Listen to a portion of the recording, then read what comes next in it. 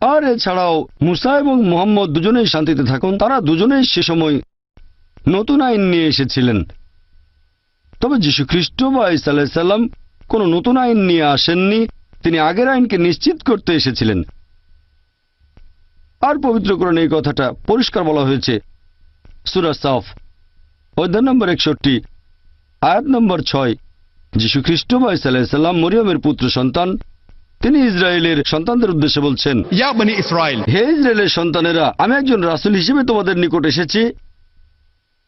সেই আইনকে সমর্থন করছি যেটা আমার আগে এসেছে, এবং সুসংবাদ দিচ্ছি যে একজন রাসূল আসবেন এবং তার নাম হবে আহমদ। এটা হলো নবী মুহাম্মদ সাল্লাল্লাহু আলাইহি ওয়াসাল্লামের আরেকটা নাম। পবিত্র কোরআনে আরো বলা হয়েছে, সূরা আরাফ অধ্যায় নম্বর 7 আয়াত নম্বর 157, বলা হয়েছে তারা অনুসরণ করে বার্তাবাহক নিরক্ষর নবীকে, যার কথা উল্লেখ করা হয়েছে তাওরাত ও ইনজিলে। তাহলে পবিত্র কোরআন পড়লে দেখবেন বলা হয়েছে একথা ভবিষ্যৎবাণী করা হয়েছে তাওরাত ও ইনজিলে যে মুহাম্মদ সাল্লাল্লাহু আলাইহি ওয়াসাল্লাম নবী হিসেবে আসবেন। তাহলে মুহাম্মদ সাল্লাল্লাহু আলাইহি ওয়াসাল্লামের ব্যাপারে ভবিষ্যৎবাণী করা হয়েছে বাইবেলের ওল্ড টেস্টামেন্টে বুক অব ডিউটেরোনমি অধ্যায় 18 অনুচ্ছেদ 18। এছাড়াও আরো বলা হয়েছে বুক অব ডিউটেরোনমি অধ্যায় 18 অনুচ্ছেদ 19, যদি কেউ তার কথায় কর্ণপাত না করে আমি তাহলে তাকে দেখে নেব। বাইবেলের কিছু অনুবাদ বলছে তাহলে আমি প্রতিশোধ নেব। তার মানে যদি কেউ এই রাসূলের কথাগুলো মান্য করে না চলে, সর্বশক্তিমান ঈশ্বর এদের উপর প্রতিশোধ নেবেন। বাইবেলের ওল্ড টেস্টামেন্টে বলা হয়েছে বুক অব আইজায়া অধ্যায় নম্বর 29 অনুচ্ছেদ 12, বলা হয়েছে এই গ্রন্থ দেওয়া হবে তাকে যার অক্ষর জ্ঞান নেই, আর তখন তাকে বলা হবে তুমি এটা পড়ো। সে তখন উত্তরে বলবে আমি তো পড়তে জানি না। আর ঠিক এই ঘটনাটাই ঘটেছিল যখন সর্বশেষ চূড়ান্ত নবী মুহাম্মদ সাল্লাল্লাহু আলাইহি ওয়াসাল্লামের কাছে প্রথমবারের মতো ওহী নাজিল হয়েছিল। আমরা ইতিহাস থেকে জানতে পারি যখন নবী মুহাম্মদ সাল্লাল্লাহু আলাইহি সাল্লাম জাবলে নূরে গেলেন, মানে হেরা গুহায়, সেখানে প্রথমবারের মতো আল্লাহর ওহী নিয়ে হাজির হলেন ফেরেশতা জিবরাইল, আর তিনি বললেন ইকরা। আমাদের নবী মুহাম্মদ সাল্লাল্লাহু আলাইহি ওয়াসাল্লাম বললেন মা আনা বিকারি, আমি তো পড়তে জানি না। এখানে সেই ভবিষ্যৎবাণীটা সম্পূর্ণভাবে পূরণ হয়ে গেছে যেটা আছে বুক অব আইজায়াতে অধ্যায় নম্বর 29 অনুচ্ছেদ 12। এই গ্রন্থ দেওয়া হবে তাকে যার অক্ষর জ্ঞান নেই, আর তাকে বলা হবে তুমি এটা পড়ো। সে তখন বলবে আমি তো পড়তে জানি না। আর মুহাম্মদ সাল্লাল্লাহু আলাইহি ওয়াসাল্লাম ঠিক একই কথা বলেছিলেন, মা আনা বিকারি, আমি তো পড়তে জানি না। এছাড়াও নবী মুহাম্মদের নাম ওল্ড টেস্টামেন্টে উল্লেখ করা হয়েছে। বাইবেলে আছে বুক অব সলোমন অধ্যায় নম্বর 5 অনুচ্ছেদ 16, হিক্কুম মুতাকিম বিকুল্লি মুহাম্মাদিম জাইদুদি ওয়া জাইরাই বাইনা জেরুসালাম। এটা একটা হিব্রু উদ্ধৃতি। বলা হয়েছে হিক্কুম মুতাকিম বিকুল্লি মুহাম্মাদিম, অনুবাদ করলে এটার মানে হবে যে তার মুখের কথা খুব মিষ্টি, সে হবে সম্পূর্ণ মনোরম, সে আমার প্রিয়পাত্র, সে আমার বন্ধু, শোনো হে জেরুজালেমের কন্যারা। তবে হিব্রু উদ্ধৃতিটা হচ্ছে হিক্কুম মুতাকিম বিকুল্লি মুহাম্মাদিম। সেমিটিক ভাষাগুলোতে সাধারণত শব্দের শেষে ইম যোগ করা হয় সম্মান দেখানোর জন্য, সেজন্য এখানে মোহাম্মদ হয়ে গেছে মোহাম্মদিম, ইম এভাবে হচ্ছে মোহাম্মদিম। তাহলে মোহাম্মদের নাম উল্লেখ আছে একেবারে অরিজিনাল পাণ্ডুলিপিতে, তবে অনুবাদ করতে গিয়ে তারা বলছে যে সম্পূর্ণভাবে মনোরম। তাহলে আপনারা যদি বাইবেলের অনুবাদ পড়েন বুঝতে পারবেন না যে নবী মুহাম্মদ সাল্লাল্লাহু আলাইহি ওয়াসাল্লামের নাম বাইবেলে উল্লেখ করা হয়েছে। সময় কম, তাই সবগুলো ভবিষ্যৎবাণী নিয়ে এখানে কথা বলতে পারবো না আমি। তবে মুহাম্মদ সাল্লাল্লাহু আলাইহি ওয়াসাল্লামের নাম নিউ টেস্টামেন্টে উল্লেখ করা হয়েছে। বাইবেলে রয়েছে গসপেল অফ জন অধ্যায় নম্বর 14 অনুচ্ছেদ 16। যীশু খ্রিস্ট সাল্লাল্লাহু আলাইহি ওয়াসাল্লাম বলেছেন আমি প্রার্থনা করব আমার পিতার কাছে, সর্বশক্তিমান ঈশ্বরের কাছে, যেন তিনি পাঠান একজন সত্যের আত্মা। এছাড়াও বাইবেলে উল্লেখ আছে গসপেল অফ জন অধ্যায় নম্বর 15 অনুচ্ছেদ 26, যখন আমার পিতার কাছে প্রার্থনা করি আর যখন তিনি সত্যের আত্মাকে পাঠাবেন সে তোমাদের সাথে থাকবে চিরদিন। বাইবেল আরো বলছে গসপেল অফ জন অধ্যায় নম্বর 16 অনুচ্ছেদ 7, তারপর আমি তোমাদের সত্যি কথাটা বলছি, তোমাদের জন্য ভালো হবে যদি আমি চলে যাই, কারণ যদি চলে না যাই তাহলে সত্যের আত্মা আসবে না, আর আমি চলে গেলেই তাকে পাঠিয়ে দেব।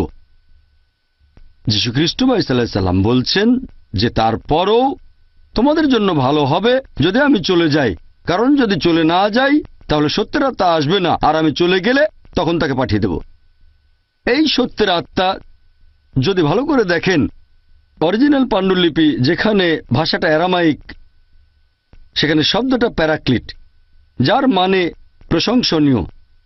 এটাই হলো মুহাম্মদ সাল্লাল্লাহু আলাইহি সাল্লামের নামের মানে। তবে তারা শব্দটাকে বানিয়েছে প্যারাক্লিটস, যে শব্দটার অন্যতম একটা মানে হচ্ছে সত্যের আত্মা। এখন হোক সেটা প্যারাক্লিট বা প্যারাক্লিটস, আলহামদুলিল্লাহ দুটো শব্দের মানে সর্বশেষ ও চূড়ান্ত নবী মুহাম্মদ সাল্লাল্লাহু আলাইহি সাল্লামের নামের সাথে মিলে যায়।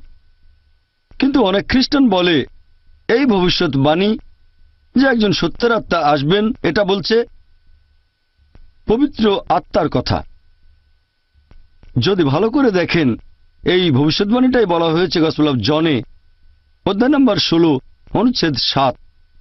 তারপর আমি তোমাদের সত্যি কথা বলছি, তোমাদের জন্য ভালো হবে যদি আমি চলে যাই, কারণ যদি চলে না যাই তাহলে সত্যের আত্মা আসবে না। সত্যের আত্মা আসার শর্ত হচ্ছে তার আগে যীশুখ্রিস্ট সেখান থেকে চলে যাবেন।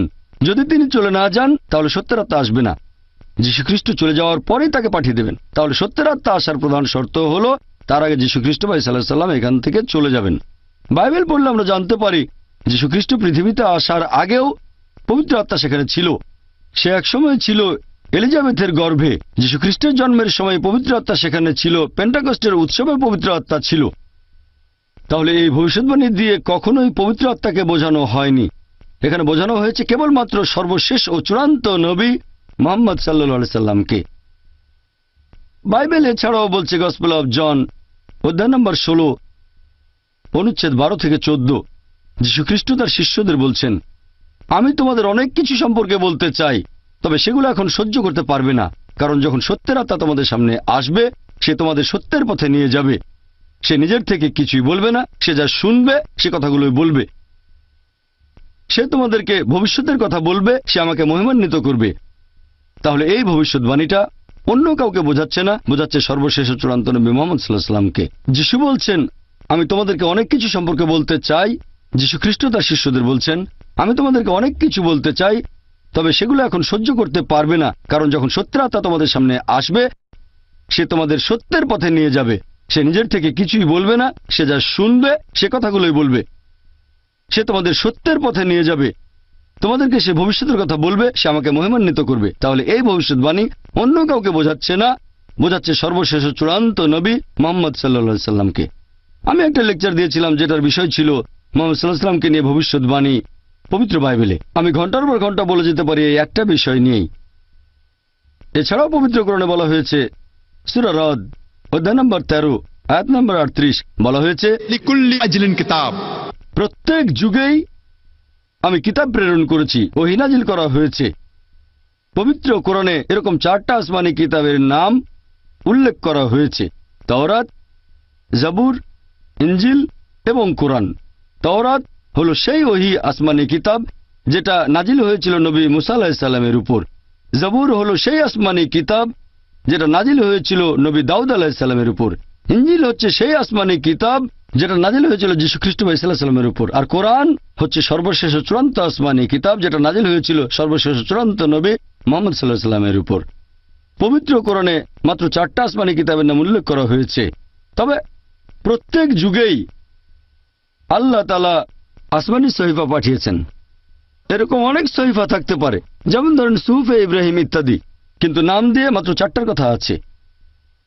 এখন যেসব আসমানি কিতাব নাজিল হয়েছিল সর্বশেষ ও চূড়ান্ত কিতাব পবিত্র কোরআনের আগে, সেগুলো এসেছিল একটা নির্দিষ্ট সম্প্রদায়ের মানুষের জন্য, আর সেই কিতাবের আদেশ নির্দেশগুলো পুরোপুরিভাবে মেনে চলার প্রয়োজন ছিল একটা নির্দিষ্ট সময় পর্যন্ত। তবে পবিত্র কোরআন হচ্ছে সর্বশেষ ও চূড়ান্ত কিতাব। এটা শুধুমাত্র মুসলিম বা আরবদের জন্য প্রেরণ করা হয়নি। পবিত্র কোরআনে বলা হয়েছে, সূরা ইব্রাহিম অধ্যায় নম্বর 14 আয়াত নম্বর 1, আলিফ লাম র, এই কিতাব আমি অবতীর্ণ করেছি তোমার প্রতি নবী সাল্লাল্লাহু আলাইহি সাল্লাম, যাতে করে তুমি পথ দেখাতে পারো মানব জাতিকে অন্ধকার থেকে আলোর দিকে। বলা হয়েছে যাতে করে নবী মুহাম্মদ সাল্লাল্লাহু আলাইহি সাল্লাম পথ দেখাতে পারেন পুরো মানব জাতিকে, শুধু মুসলিম বা আরবদের নয়, গভীর অন্ধকার থেকে আলোর দিকে। কোরআন আরো বলছে, সূরা ইব্রাহিম অধ্যায় নম্বর 14 আয়াত নম্বর 52, এটা মানুষের জন্য একটা বার্তা, যেন এটা দ্বারা তারা সতর্ক হয়ে যায় এবং জানতে পারে যে তিনি একমাত্র উপাস্য, যাতে বোধ শক্তি সম্পন্নরা উপদেশ গ্রহণ করে। সূরা বাকারায় উল্লেখ করা হয়েছে অধ্যায় নম্বর 2 আয়াত নম্বর 185, রমজান হলো সেই মাস যে সময় কোরআন অবতীর্ণ হয়েছে মানব জাতির পথের দিশারি হিসেবে, সত্য ও মিথ্যার পার্থক্যকারী রূপে। এরপর পবিত্র কোরআনে সূরা জুমার অধ্যায় নম্বর 39 আয়াত নম্বর 41, আমি অবতীর্ণ করেছি তোমার প্রতি নবী সাল্লাল্লাহু আলাইহি সাল্লাম সত্য সহ কিতাব, মানুষ জাতিকে পথ দেখানোর জন্য। এখানে শুধু মুসলিম বা আরবদের পথ দেখানোর কথা বলা হয়নি, পথ দেখাতে হবে পুরো মানব জাতিকে। যেহেতু কোরআন হচ্ছে সর্বশেষ আর চূড়ান্ত কিতাব, এটা শুধুমাত্র মুসলিম বা আরবদের জন্য নয়, পবিত্র কোরআন পুরো মানব জাতির জন্য।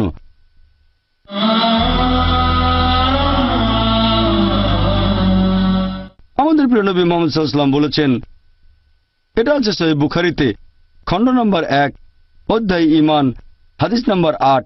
প্রিয় নবী বলেছেন যে ইসলাম ধর্মের মূল ভিত্তি হলো পাঁচটা স্তম্ভ। প্রথমটা লা ইলাহা ইল্লাল্লাহ মুহাম্মাদুর রাসূলুল্লাহ, দ্বিতীয়টা হচ্ছে নামাজ আদায় করা, তৃতীয় হচ্ছে যাকাত, চতুর্থটা হচ্ছে রোজা, আর পঞ্চমটা হচ্ছে হজ। প্রথম স্তম্ভটা হচ্ছে লা ইলাহা ইল্লাল্লাহ মুহাম্মাদুর রাসূলুল্লাহ, আল্লাহ ব্যতীত কোনো উপাস্য নেই এবং নবী মুহাম্মদ সাল্লাল্লাহু আলাইহি সাল্লাম আল্লাহর নবী ও রাসূল। পবিত্র কোরআনে বলা হয়েছে সূরা বাকারা অধ্যায় নম্বর 2 আয়াত নম্বর 177, এটার মধ্যে কোনো পুণ্য নেই যদি তোমাদের মুখ পূর্ব বা পশ্চিমে ফিরে থাকে, তবে পুণ্য হবে তখন যদি বিশ্বাস করো আল্লাহকে, যদি সর্বশক্তিমান আল্লাহকে বিশ্বাস করবে শেষ বিচারের দিনকে, বিশ্বাস করবে ফেরেশতাগণকে, আসমানি কিতাবকে আর নবী রাসূলগণকে। আমি আজকে লেকচারের শুরুতে পবিত্র কোরআনের একটা আয়াতের উদ্ধৃতি দিয়েছিলাম। সূরা আলে ইমরান অধ্যায় নম্বর 3 আয়াত নম্বর 64 বলা হয়েছে, কুল ইয়া আহলাল কিতাব, অর্থাৎ বলো হে কিতাবীগণ, তাআলু ইলা কালিমাতিন সাওয়াইন বাইনানা বাইনাকুম, এসো সেই কথায় যা আমাদের ও তোমাদের মধ্যে এক। এখানে প্রথম সাদৃশ্যটা কি? আল্লাহ না'বুদা ইল্লাল্লাহ, আমরা ইবাদত করি কেবল একজন আল্লাহ তাআলার, ওয়ালা নুশরিকা বিহি শাইয়্যান, আমরা অন্য কাউকে তার শরীক করি না, ওয়ালা ইয়াত্তাখিযা বা'দুনা বা'দান আরবাবান মিন দুনিল্লাহ, আমরা আমাদের নিজেদের মধ্য থেকে আল্লাহ ব্যতীত অন্য কাউকে রব হিসেবে গ্রহণ করি না। ফাইনতাওয়াল্লাহ, এরপরও যদি তারা মুখ ফিরিয়ে নেয়, ফাকুলু শাদু বলো তোমরা সাক্ষী থাকো, বিআন্না মুসলিমুন, অর্থাৎ আমরা মুসলিম, নিজের ইচ্ছাকে সমর্পণ করি আল্লাহ সুবহানাহু ওয়া তাআলার কাছে।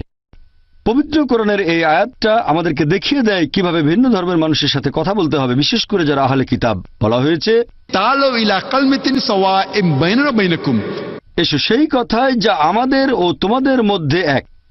প্রথম সাদৃশ্যটা কি? আল্লাহ না'বুদা ইল্লাল্লাহ, এক আল্লাহ ব্যতীত আমরা অন্য কারো ইবাদত করি না, ওয়ালা নুশরিকা বিহি শাইয়্যান, আমরা অন্য কাউকে তার শরীক করি না, ওয়ালা ইয়াত্তাখিযা বা'দুনা বা'দান আরবাবান মিন দুনিল্লাহ, আমরা আমাদের নিজেদের মধ্য থেকে আল্লাহ ব্যতীত অন্য কাউকে রব হিসেবে গ্রহণ করি না। আমাদের দেখতে হবে যে সাদৃশ্যগুলো কি কি। সেই সাদৃশ্যগুলো যেগুলো উল্লেখ করা হয়েছে বাইবেল এবং পবিত্র কোরআনে। পবিত্র কোরআনে পরিষ্কার বলা হয়েছে সূরা ইখলাস অধ্যায় নম্বর 112 আয়াত 1 থেকে 4 বলা হয়েছে, কুল হুয়াল্লাহু আহাদ, বলো তিনি আল্লাহ এক অদ্বিতীয়, আল্লাহুস সামাদ, আল্লাহ তিনি সার্বভৌম চিরস্থায়ী, লাম ইয়ালিদ ওয়ালাম ইউলাদ, কাউকে জন্ম দেননি, কখনো জন্ম নেননি, ওয়ালাম ইয়াকুল লাহু কুফুয়ান আহাদ, তার সমতুল্য আর কিছুই নেই।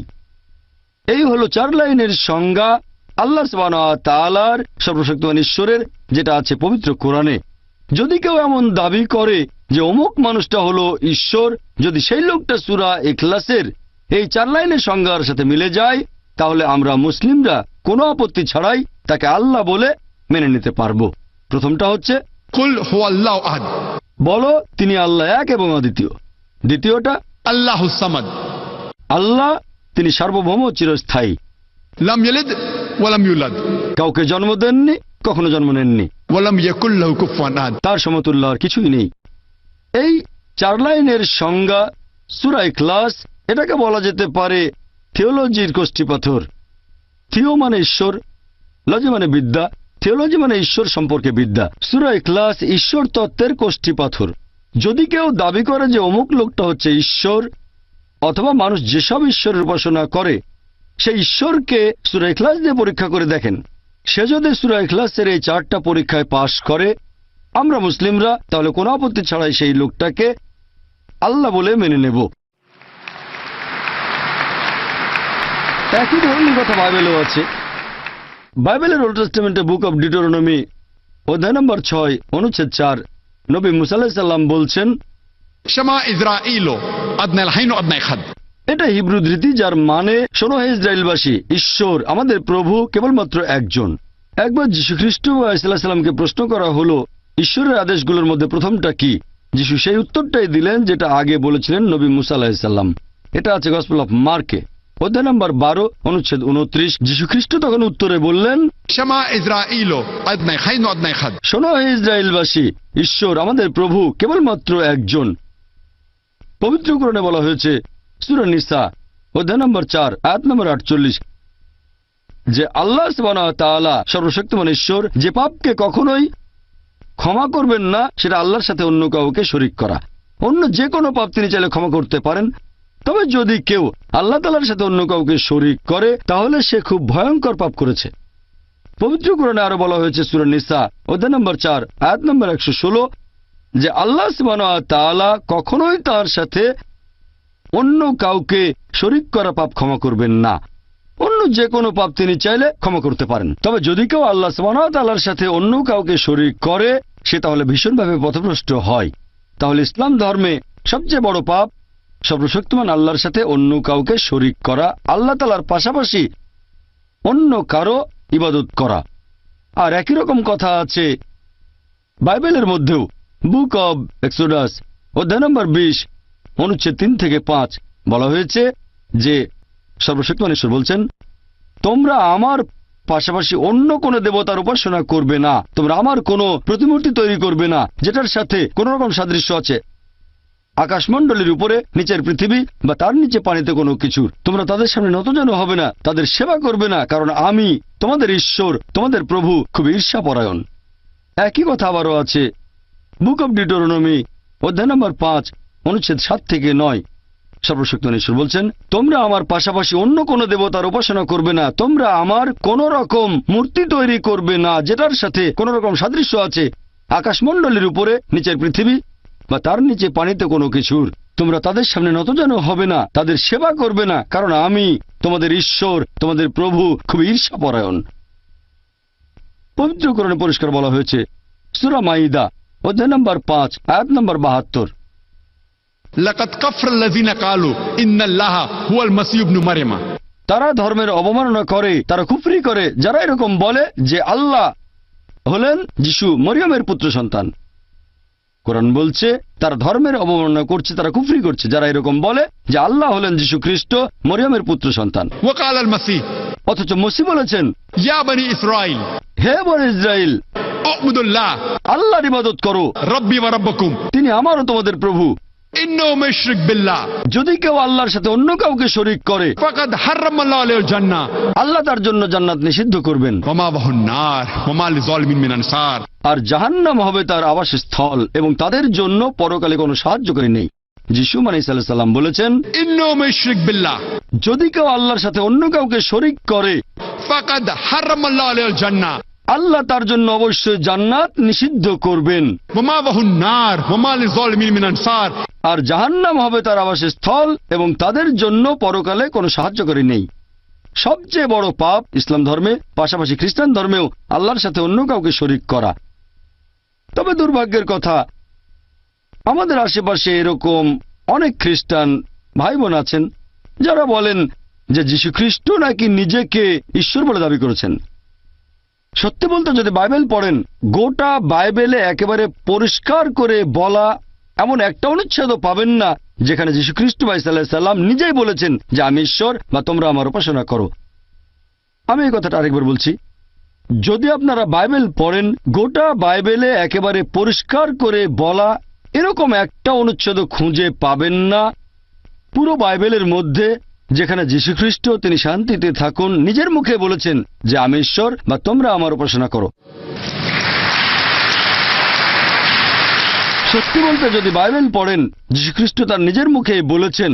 বাইবেলের গসপেল অফ জন অধ্যায় নম্বর 14 অনুচ্ছেদ 28 যীশু খ্রিস্ট ভাই সাল্লাল্লাহু আলাইহি সাল্লাম বলেছেন, আমার পিতা আমার চেয়ে মহান। গসপেল অফ জন অধ্যায় 10 অনুচ্ছেদ 29, আমার পিতা সবার চেয়ে মহান। গসপেল অফ ম্যাথিউ অধ্যায় 12 অনুচ্ছেদ 28, আমি শয়তানকে তাড়িয়ে দেই ঈশ্বরের আত্মার সাহায্যে। গসপেল অফ লুক অধ্যায় 11 অনুচ্ছেদ 20, আমি ঈশ্বরের আঙ্গুলের সাহায্যে শয়তানকে তাড়িয়ে দিই। গসপেল অফ জন অধ্যায় 5 অনুচ্ছেদ 30, আমি আমার নিজের থেকে কিছুই করতে পারি না, যেরকম শুনি সেভাবে বিচার করি এবং আমার বিচার সঠিক, কারণ আমি নিজের ইচ্ছা পূরণ করি না, পিতার ইচ্ছা পূরণ করি। যদি কেউ বলে আমি নিজের ইচ্ছা পূরণ করি না, আল্লাহর ইচ্ছা পূরণ করি, সে একজন মুসলিম। যীশু খ্রিস্ট তার নিজের মুখে বলেছেন, আমি আমার নিজের থেকে কিছুই করতে পারি না, যেরকম শুনি সেভাবেই বিচার করি এবং আমার বিচার সঠিক, কারণ আমি নিজের ইচ্ছা পূরণ করি না, আল্লাহর ইচ্ছা পূরণ করি। যদি কেউ বলে যে আমি সর্বশক্তিমান আল্লাহর কাছে নিজের ইচ্ছাকে সমর্পণ করলাম, তাহলে আরবিতে আমরা তাকে বলে থাকি একজন মুসলিম। মুসলিম মানে সর্বশক্তিমান আল্লাহর কাছে আত্মসমর্পণ করা। এ ব্যাপারে আমি শুরুতেই বলেছি, তাহলে যিশু আলাইহিস সালাম ছিলেন একজন মুসলিম। বাইবেলে আছে বুক অব অ্যাক্টস অধ্যায় নম্বর 2 অনুচ্ছেদ 22, বলা হয়েছে, হে ইসরায়েলের অধিবাসীরা, এই কথা শোনো, নাজারেত শহরের যিশু ঈশ্বর মনোনীত একজন মানুষ, তোমাদের মাঝে যে অনেক অলৌকিক আর আশ্চর্য কাজ করবে, ঈশ্বর তাকে দিয়ে এগুলো করাবেন আর তোমরা তার সাক্ষী। বলা হয়েছে, নাজারেত শহরের যিশু ঈশ্বর মনোনীত একজন মানুষ, তোমাদের মাঝে যে অনেক অলৌকিক আর আশ্চর্য কাজ করবে, ঈশ্বর এগুলো তাকে দিয়ে করাবেন আর তোমরা তার সাক্ষী থাকবে। যীশু খ্রিস্ট কখনোই নিজেকে ঈশ্বর বলে দাবি করেননি। তিনি ছিলেন আল্লাহ সুবহানাহু ওয়া তাআলার অন্যতম প্রধান একজন নবী এবং রাসূল।